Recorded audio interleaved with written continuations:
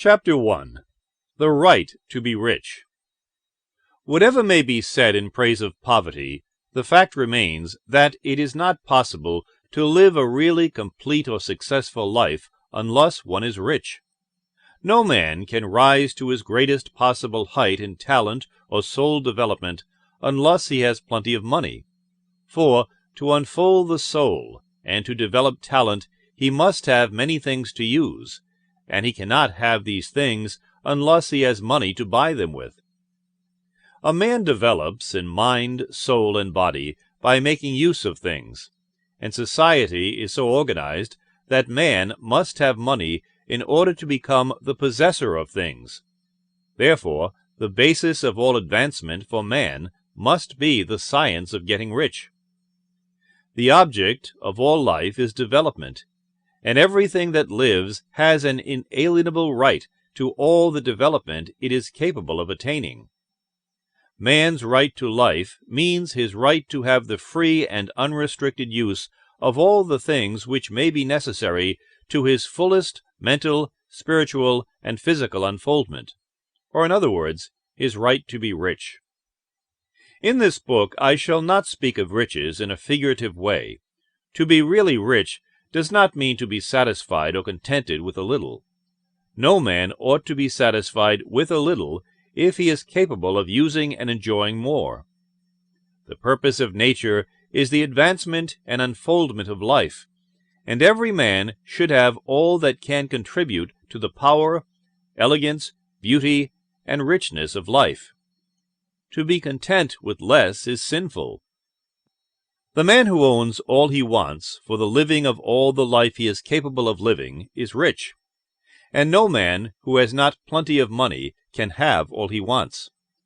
Life has advanced so far and become so complex that even the most ordinary man or woman requires a great amount of wealth in order to live in a manner that even approaches completeness.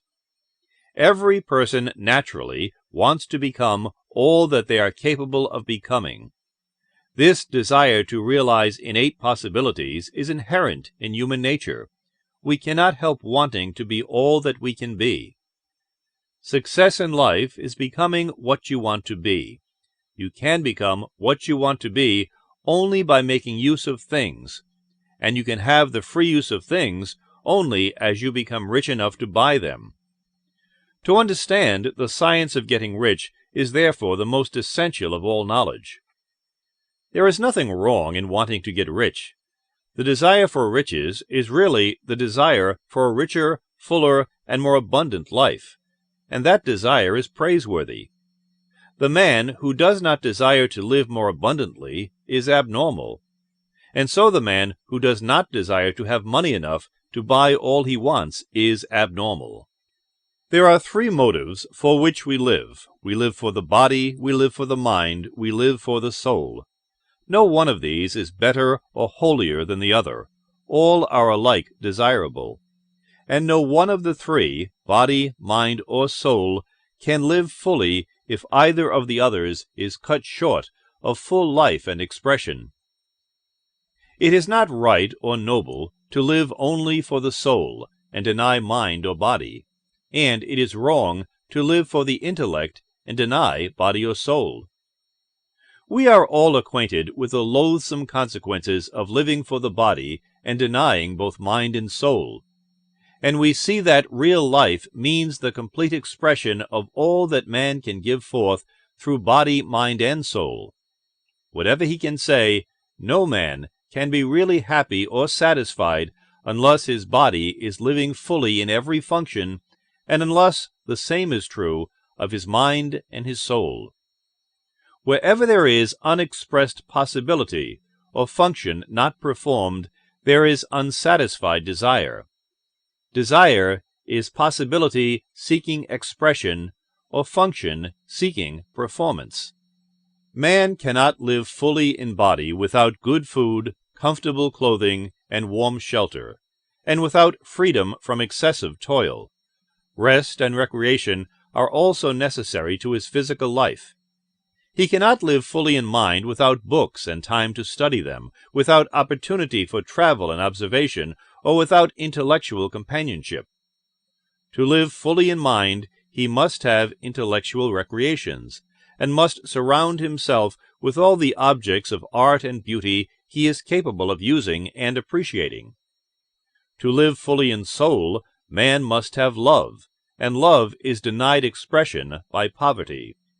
A man's highest happiness is found in the bestowal of benefits on those he loves. Love finds its most natural and spontaneous expression in giving.